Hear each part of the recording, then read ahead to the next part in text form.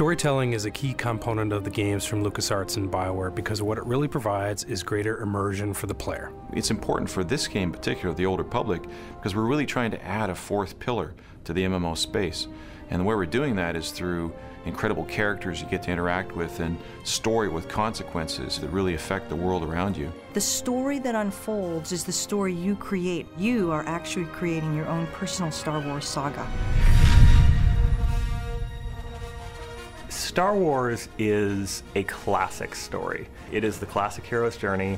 You've got a young man going out into the strange. He's experiencing amazing things that nobody else has seen. He's learning about the battle that everyone has between the light side of themselves and the dark side of themselves. And these are classic themes that appear again and again in Star Wars and are themes that appeal to everyone.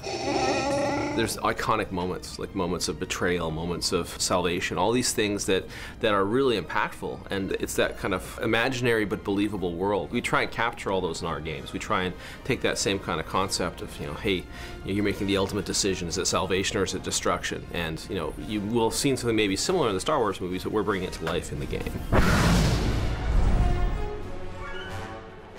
The story timeline in The Old Republic takes place hundreds of years after KOTOR, but still thousands of years before the era of the rise of Darth Vader in the movies, which everyone knows. And that gives us a really fertile, kind of unexplored part of the Star Wars timeline to work with. There's lots of Jedi around, lots of Sith forces around, so that gives us a lot of flexibility to create adventures for players to really get into.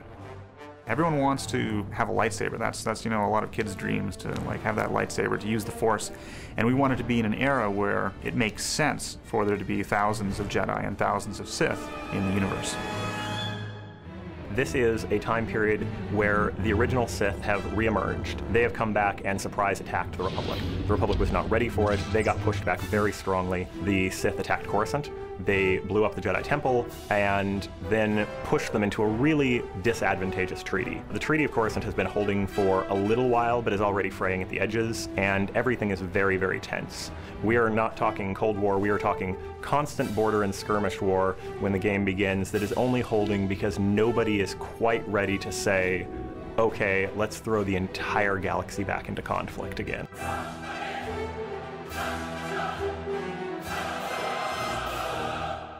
In addition to that, that broad story arc, you'll have separate stories for each class that you play in the game. So of all the classes, they'll each have their own separate, huge storyline to pursue.